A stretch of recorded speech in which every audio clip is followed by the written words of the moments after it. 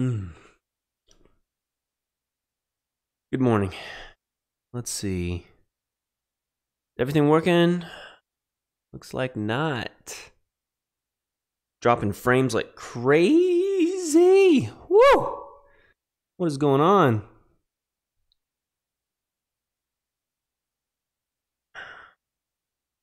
Dang, 34% dropped frames. Yikes.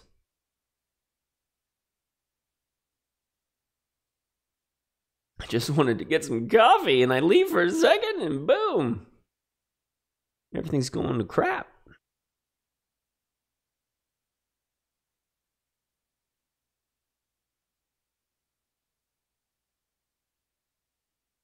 I want to say it's the YouTube server. Just because when I do it on, when I stream on Mix, I don't have this problem. Same connection, same setup. The only difference is, I'm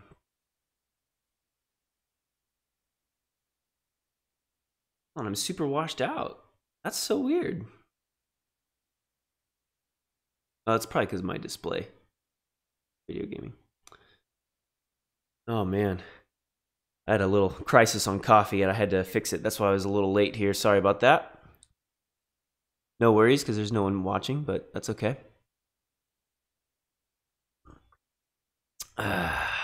Pacific Bold from Costco. It's pretty good. Cool.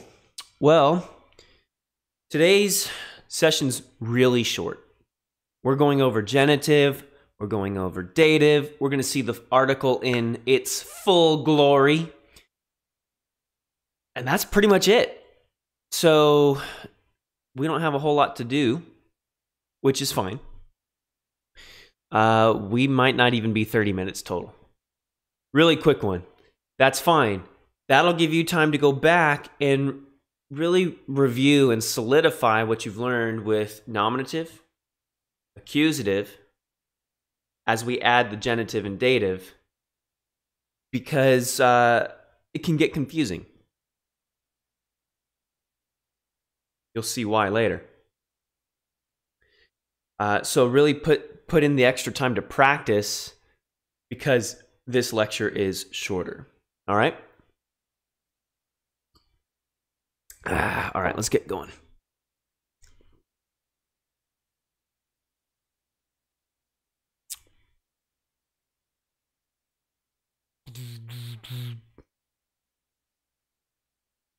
All right, so this is lecture 3. So what is genitive and dative? The genitive is the case ending in Greek used usually for showing possession, often translated of. Okay, so when a noun is in the genitive, case ending, usually you'll put of in front of the translation. Okay? And what it does is it modifies another noun in most cases. You'll have a head noun. That's usually nominative or accusative. Then it'll have a genitive noun. Now, it doesn't have to be in that order. Sometimes the genitive can precede the noun, but usually it doesn't. So you have a head noun, and then you have a genitive noun. An example, nomi tu theou. Laws of God. Pistis Christou. Faithfulness of Christ. Or faith of Christ. We'll get into that at some point later. I don't know.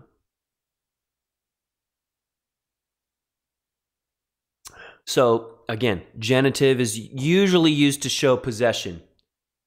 There's more uses than that, but that's the generic, general usage. And to translate it, you use the helping word of.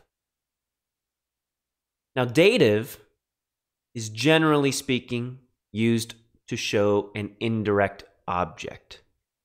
and you use the helping words either to, in, or with.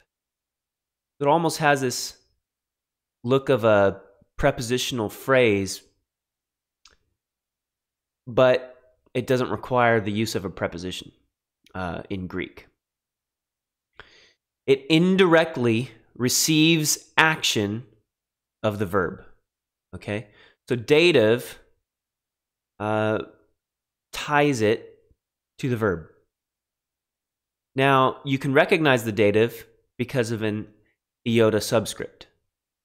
Remember, this is an improper diphthong where long vowels like alpha, eta, or omega will subscript the iota and have that little squiggly mark at the bottom center.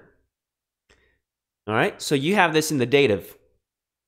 This is what helps you distinguish it from the nominative plural, because nominative plural also ends in iota, but nominative plural does not subscript.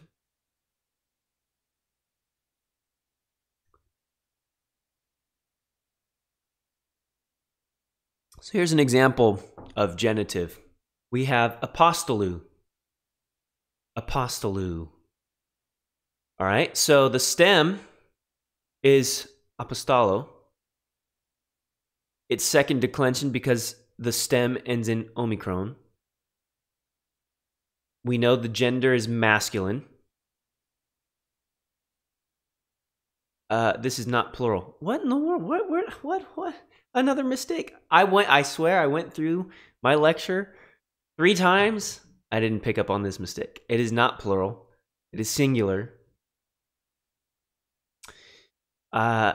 And so it is singular genitive of apostle.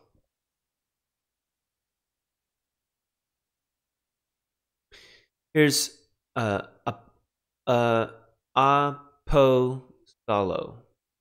Apostolo.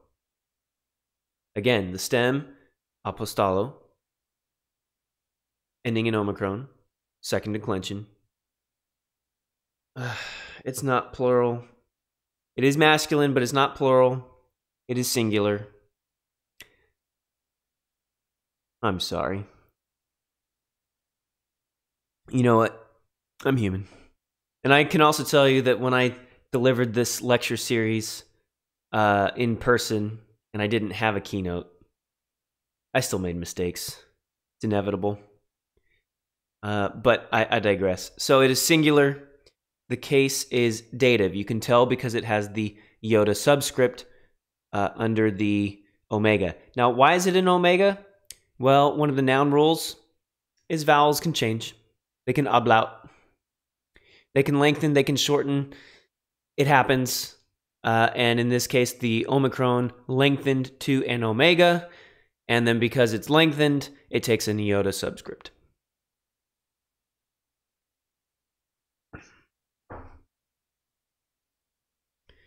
Here's graphis. Graphis. Okay?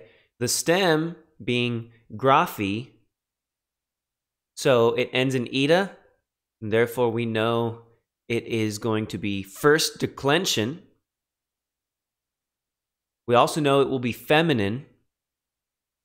In this case, it ends in a sigma. Okay? So that tells us it is singular genitive. Graphis.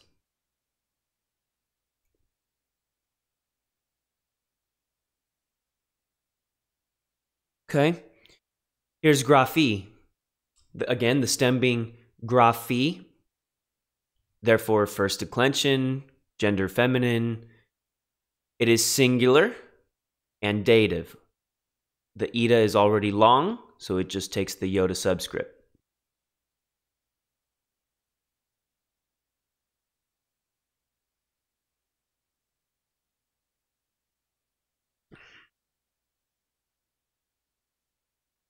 All right, so here are the full 2-1-2 case endings. 2-1-2 being second declension in the masculine, first declension in the feminine, second declension in the neuter. We will learn third declension later, which means this chart will get bigger. but you need to learn this chart. And then also learn it with the connecting vowels. Okay? So, nominative masculine singular ends in a final sigma. Genitive singular ends in epsilon. The dative singular ends in iota subscript. The accusative singular ends in anin. Nominative plural ends in iota, but it does not subscript. Genitive plural ends in omega nin, but the omega will eat the vowel, as it were, the connecting vowel. So you won't have omega, an omicron plus an omega, just the omega. The dative plural adds iota sigma. In this case, the iota does not subscript. And then the accusative plural ends in epsilon sigma. Okay? So, us. Now, the feminine first declension nominative does not have an ending, so it's blank. Genitive ends in sigma. Os or is. Dative singular, iota subscript. Accusative singular, anin. Nominative plural would be a iota but does not subscript. So this would, even though alpha is long, it would be alpha iota, no subscript. The genitive plural, same thing as before with the masculine genitive plural. The omega will basically eat or contract the alpha. So it becomes on instead of aon. And then the dative plural is alpha iota sigma. And then the accusative plural being a single sigma. Okay? The neuter singular ends in a nin, and the genitive matches the masculine, ending in epsilon. The dative matches the masculine, ending in iota subscript. And then the accusative ends in anin. The nominative plural ends in an alpha, and like the omega in the genitive plural, it eats the omicron.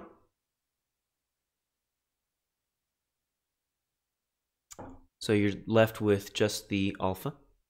Genitive plural, just like the masculine, omega nin. Dative plural, just like the masculine, iota sigma. And the accusative plural, because of the other noun rule that we learned, the accusative plural matches the nominative plural, ending in alpha. So this is what the case endings look like. What do they look like with the connecting vowels? Okay. Os, u, o, on. E, on, is, us. The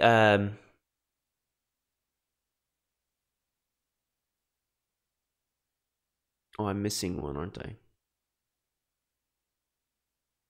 The feminine could be a, as, a, on, or e, is, e, on. Is that right? I'm missing several, yeah.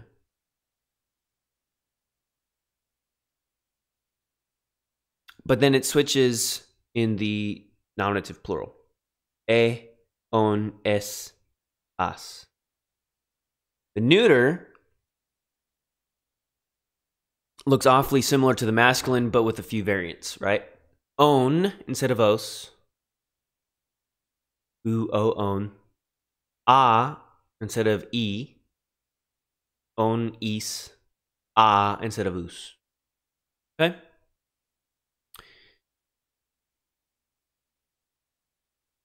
Here's some examples. My fonts. appearing correct on my screen, on your screen. It looks the same. Okay. Last week I had a weird issue where it was fine for the presentation on your end, but on my end it was incorrect. Here it's matching. Let me see if I can fix it real quick.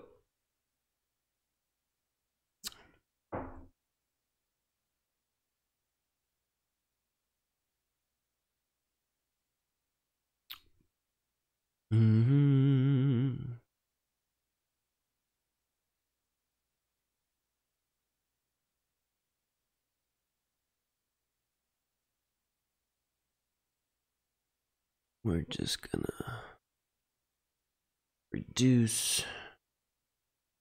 I don't know if that'll work. Where is my... It's not in arrange. I want to go.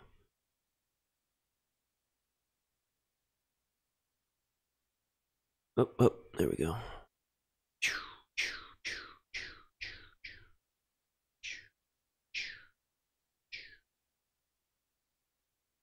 That'll work. Everything else should be good, I think. Yeah, that's all good. That's all good. I didn't catch this last night, so I don't know if I screwed it up or if it's just playing tricks on me, but that's okay. I got it fixed here.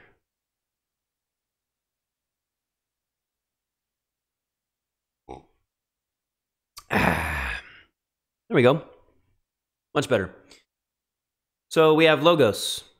So in nominative masculine, logos. Genitive masculine singular, logu.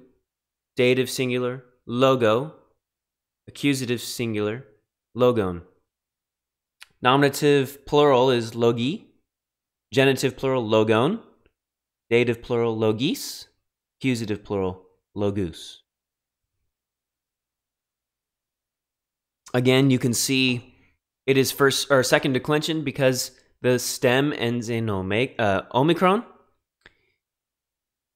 And so that goes through all the way down. It's missing in the dative because of the ablaut, where it changes to an omega. It's missing in the genitive because the omega eats the omicron, again, ablaut. But you see all the connecting vowels. You see the final case endings: sigma, epsilon, iota subscript, nin, iota, omega nin, iota sigma, and epsilon sigma. Now in the feminine, graphi, logos meaning word, graphi meaning writing or scripture. This one ends in eta. Graphi, there's no ending. Graphis, add a sigma. Graphi, iota subscript. Graphene, add a nin. Graphe, there's the alpha-eta switch in the plural.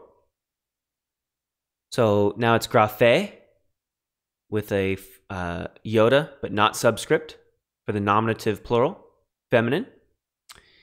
Graphone, so here we see the omega eating ablaut the alpha.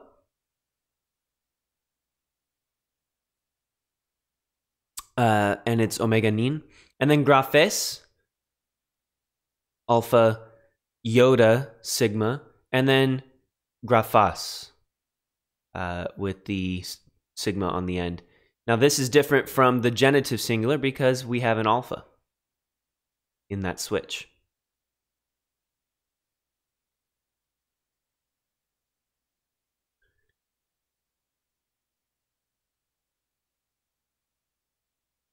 I want to say I'm forgetting something. Let me go back a couple slides.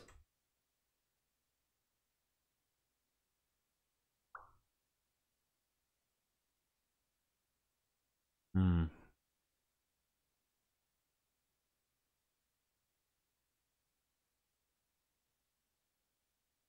remember.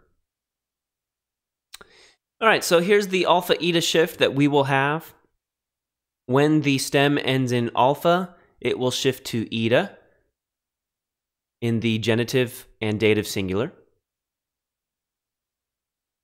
Specifically, when the stem of a noun ends in alpha, unless the preceding letter is an epsilon, iota, or rho. So if the preceding letter is epsilon, iota, or rho, the alpha will switch to eta in the genitive dative singular, as it does here. The preceding word or letter is C, which is not epsilon, iota, or rho. Therefore, the alpha switches. However, in ecclesia, the preceding letter is iota. So it matches this rule, so the alpha stays and does not switch. You will notice that it is identical in the genitive singular to the accusative plural. Oh my gosh, what do I do? Context. Context. The almighty context. It's super important.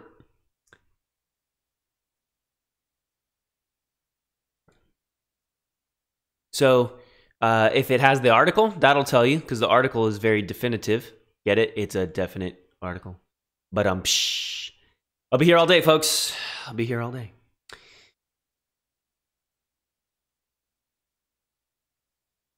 So yeah, man, this coffee's good. Pacific Bold. Costco, I'm telling you. Good stuff. So yeah, you can see the alpha-eta shift in the genitive singular, dative singular. It occurs when the preceding stem letter is not epsilon, iota, or rho. When it is epsilon, iota, or rho, it will not change. Okay? That's what I was forgetting. I got ahead of myself. Okay, so basically what we have seen are 3 more rules from the 8 noun rules from Mount's page 346. Remember, I told you you need to memorize these. Super important.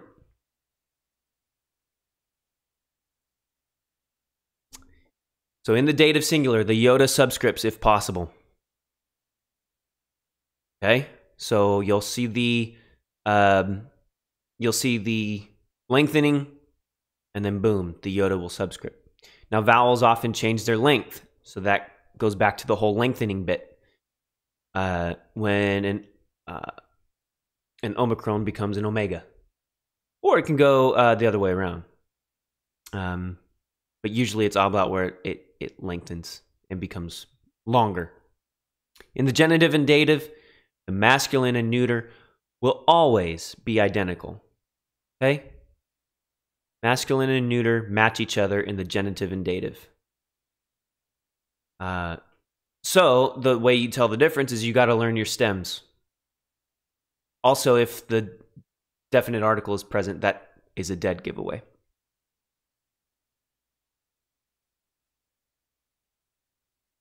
Speaking of the definite article, hey, nice little plug there, huh? You have the full definite article here in all of its glory. Learn it, memorize it, get to know it well, be very acquainted with it. Do whatever you got to do to have this here, okay? You will learn the many uses of the definite article later. For now, you just need to be able to recognize it. You need to be able to parse it. You need to be able to distinguish what it is, what its case ending is, what its function is, how it ties to other words. Super important, okay? So we've already seen the nominative and the accusative, both in the singular and the plural for masculine, feminine, neuter. Okay, it follows the 2-1-2 declension structure. O, nominative, masculine, singular. It's different from neuter, which adds tav. Okay, so O, versus toe. Right? Genitive singular, two. Now, genitive singular, masculine and neuter are identical. Follows the same noun rule. Same noun rule applies to the definite article. Same with the dative. Okay, so toe and toe, they're identical. Context is key. The accusative is tone. Again, we see the case ending here for the neen. Nominative, e, looks exactly like the case endings. Genitive, tone. It looks exactly like the case ending, but with a tav attached on the front. Dative plural, just like the case endings, tis. Accusative, tus. So as you learn these, it's going to help you learn the case endings too, with some slight changes, right? Like there's no sigma on the nominative singular. But for the most part, to, toe, tone, e, tone, tis, tus, that matches exactly, right? Now, the feminine looks exactly like it from top to bottom, with the addition of the tav on genitive, dative, and accusative. And it looks very familiar, right? E, tis, t, teen, a, tone, tes, tas. And then we've already discussed the neuter, to, tu, to, ta, tone, tis, ta. It's going to take practice. What I would recommend is writing this out 10 times. And then make a poster. Make it colorful. Maybe you put the nominative in a nice orange. Maybe you put the genitive in a nice blue. Maybe you put the dative in a nice pink. Maybe you put the accusative in a nice green. Okay? Highlighters, markers, crayons, or a printout. Do something like that. Make it colorful. And then as you do your homework, use a highlighter using the same colors to highlight your nominative, highlight your genitive, highlight your dative, highlight your accusative. This is an important practice, whether it's the article or a noun, to get familiar with the case endings. Okay? Highlighting is so helpful. It was required of me when I was learning, and then I ended up requiring my students to do the same. And I do feel there's really good value in it because it's all about recognition, okay? And then as you begin to recognize it, you start to see the patterns. And when you see the patterns, you're able to identify it. When you can identify it, you can parse it. Then you can determine function and syntax and meaning, okay? Super important.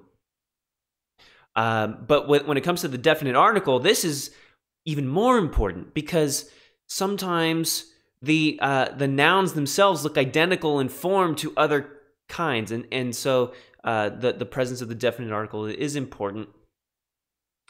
Learning this is a helpful clue sometimes in being able to interpret and translate. All right, so highlighting is important, and that applies to the definite article. But you really need to memorize this chart right here. So you've got a couple charts to memorize. You have the case endings. You have the case endings with connecting vowels. And you have this one here too, the definite article. Okay? You got some homework you got to do. Now, fortunately, there's no grades. So you don't have to worry about getting it done on my time. Get it done at your time, at your pace. But you still need to do it. It's going to be really helpful for you. Trust me on that one. And that is it for today's session. I told you it'd be quick. I told you it'd be easy. This gives you more time to go back and really make sure you've solidified nominative, dative, genitive, accusative. In the 2-1-2 construction, make sure you go back in the workbook and highlight. Get the extra practice in while you can. You don't want to get behind in the case endings. These will come back when we learn participles. Trust me, you need to master this. So take your time, do it right, do the highlighting. It's extra work, but it's so worth your time. Memorize those charts, and you will have a really good foundation for moving forward. You don't want to skip on this stuff, okay? Because it ends up building on each other. So if you have a shaky foundation, your house is not going to stand, all right? Subscribe. We'll be back again next week for Lecture 4. Next week's will be longer, okay? But do subscribe, hit that follow button, and then there's a little bell. Click the notification bell on that thing. And then mark in your calendar. We'll be back here, 9 a.m. Pacific, next week. And is that right? Yeah, next week. And then I will have to move to Fridays soon, but just for 8 weeks, and then we'll get back to Saturdays. I think my stream failed. Oh, it did.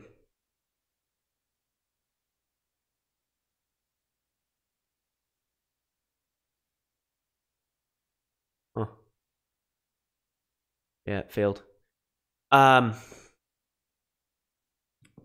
think it's just my browser. I'm hoping, anyways. I've had 23,000 dropped frames, 30% today. It's terrible. I can tell the quality is not very good. I don't know why. Nothing's changed week over week. But anyways, I digress. So please subscribe.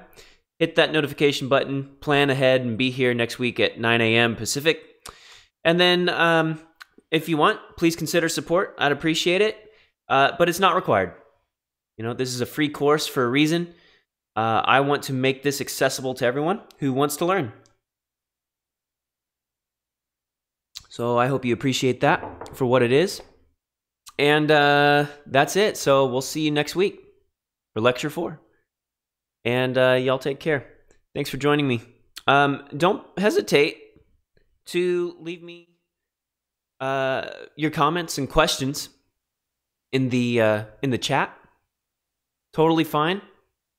If you join my Discord, you can ask questions there in the general room. That's fine. And then if you want, you can join me for some video games. I'm on mixer.com/phonophone. Minecraft, PUBG, Rocket League, Halo 5, Far Cry 5. What else do I play? Dying Light. So you can come hang out and watch, interact, have fun. All right? Be well. Take care. We'll see you on the line later. Bye-bye.